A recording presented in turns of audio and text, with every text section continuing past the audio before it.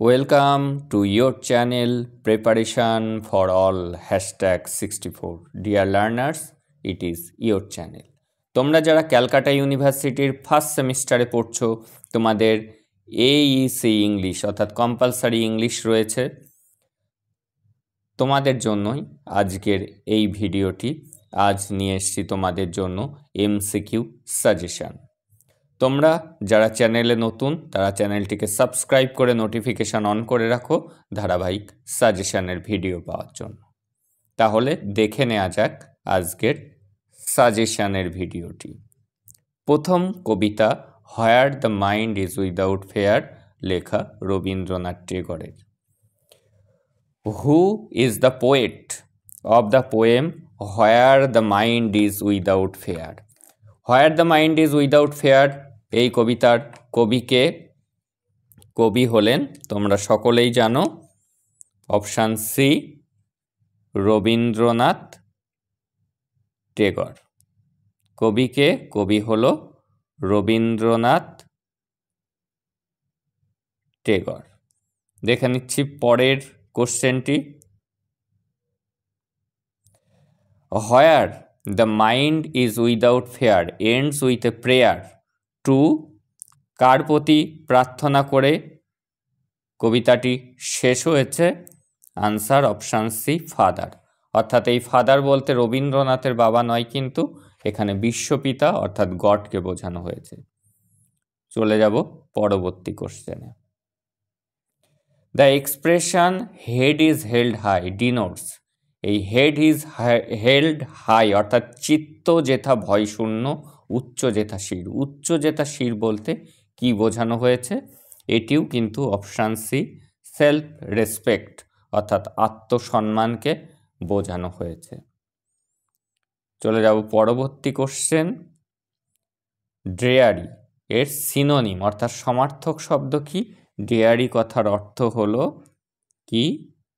Dairy কথার অর্থ ডাল। দেখে নেব পরবর্তী question. Where the clear stream of reason, here reason is compare to, এই রিজনটাকে, যুক্তিটাকে কিসের সাথে তুলনা করা হয়েছে? করা হয়েছে স্ট্রিম অর্থাৎ নদীর সাথে, ক্লিয়ার স্ট্রিমের সাথে তুলনা করা হয়েছে। Next question. Tagore compared dead habit to, dead হ্যাবিটটাকে তিনি কিসের সাথে তুলনা করেছেন? ডেড হ্যাবিটকে তিনি তুলনা করেছেন ডেজার্ট স্যান্ডের সাথে, অর্থাৎ মরুভূমির সাথে প্রথাটাকে, অপ্রচলিত প্রথা বা কুসংস্কারকে তুলনা করেছেন মরুভূমির সাথে। চলে যাচ্ছি পরবর্তী কোশ্চেনে। Where the mind is led forward by thee, here thee refers to, thee বলতে বোঝানো হয়েছে, তুমি বলতে বোঝানো হয়েছে গড। দেখে নেব পরবর্তী question. Where the phrase clear stream of reason suggest, যুক্তির প্রবাহ বলতে কি বোঝানো হয়েছে এখানে? Reason offers clarity like a clear stream, এটি হলো সঠিক আনসার। রিজন এখানে যুক্তি, অফার্স ক্ল্যারিটি সেটি থাকবে, যুক্তিটা থাকবে একদম স্বচ্ছ, কিসের মতো? লাইক এ ক্লিয়ার স্ট্রিম, একদম নদীর মতো স্বচ্ছ হবে যুক্তির প্রবাহ। দেখে নেব পরবর্তী question. By whom is the mind led forward, কার দ্বারা মনটি পরিচালিত হবে? মনটি পরিচালিত হবে কবিতার ভাষায় বাই দি লেখা ছিল। এই দি বলতে কি? এই দি বলতে হলো গডকে বোঝানো হয়েছে। এই দি মানে হলো গড। কোশ্চেন আসতে পারে দি বলতে কি বোঝানো হয়েছে? দি অর্থ হলো গড, ঈশ্বর। দেখে নেব পরবর্তী কোশ্চেন। অপোজিট অফ পারফেকশন, পারফেকশনের অপোজিট হলো ইমপারফেকশন। দেখে নেব পরবর্তী কোশ্চেনটি। Complete the sentence where tireless striving stretches its arms toward. কবিতার লাইন থেকে গ্যাপ পূরণ করতে দিয়েছে, এইখানে কি হবে? Towards perfection. আমাদের প্রচেষ্টা কতদূর পর্যন্ত চলবে? যতক্ষণ না পর্যন্ত সে পূর্ণতা পাচ্ছে। দেখে নেব পরবর্তী question. Father in Tagore's poem is. Father বলতে কি বোঝানো হয়েছে? টেগরের কবিতাতে ফাদার বলতে বোঝানো হয়েছে গড, ঈশ্বরকে বোঝানো হয়েছে। পরবর্তী question, what is the meaning of the word dairy? Dairy কথার অর্থ কি? ডেয়ারি কথার অর্থ হলো ডাল, ডেয়ারি কথার অর্থ গ্লুমি, ডেয়ারি কথার অর্থ বোরিং। তাহলে আনসারটি হবে অল অফ দ্য অ্যাবাভ বা অল অফ দিস, সবকটি। চলে যাচ্ছি পরের কোশ্চেনে। The number where clauses in Tagore's where the mind is without fair.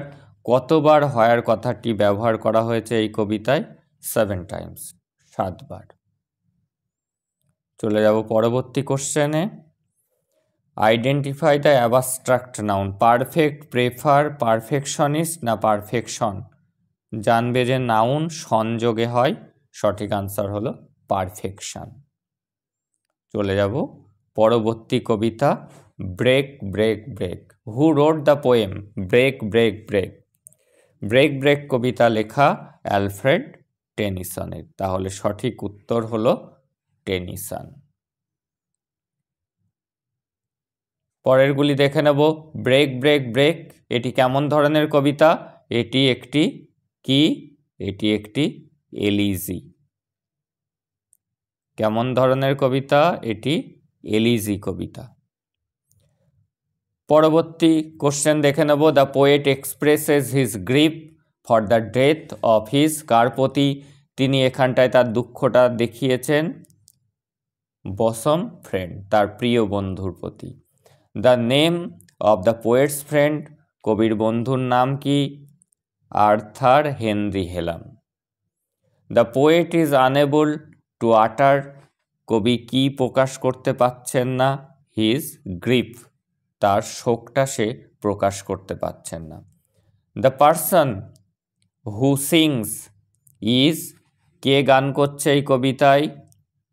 The younger seller, অর্থাৎ নাবিকের ছেলে, অর্থাৎ অল্প বয়সী নাবিক। The fisherman's boy is seen playing, সে কার সাথে মাঝির ছেলেটি খেলা করছে? সিস্টার, হিজ সিস্টার, তার বোনের সাথে। হোয়াইল প্লেয়িং দ্য ফিশারম্যানস বয়, কি করছে? ক্রাইং লাউডলি, সে চিৎকার করছে জোরে জোরে। দেখে নেব পরবর্তী question. The ship are returning to, কোথায় ফিরে আসছে শিপ? পোর্টে ফিরে আসছে। The stones where the sea waves clashes are, যেখানে এসে সমুদ্রের ঢেউ যে পাথরের পরে আশ্রে পড়ছে সেই পাথরটি কেমন? Grey and cold. The haven refer to hair is, কবিতায় হ্যাভেন বলতে কি বোঝানো হয়েছে? আন্ডার দ্য হিল, পাহাড়ের নিচে। দ্য পোয়েট উইশেস, কবি ইচ্ছা প্রকাশ করেছেন, দ্যাট হি নিউ, যদি তিনি জানতেন, কি জানতেন? হাউ টু এক্সপ্রেস, কিভাবে প্রকাশ করতে হয় হিজ ইন্টেন্স গ্রিপ, তার এই শক্তি। এই ছিল আজকের সাজেশনের একটি পার্ট। পরবর্তী পার্টের জন্য চ্যানেলটিকে সাবস্ক্রাইব করে নোটিফিকেশান অন করে রাখো। দ্যাটস অল টুডে, দেখা হচ্ছে পরের ভিডিওতে।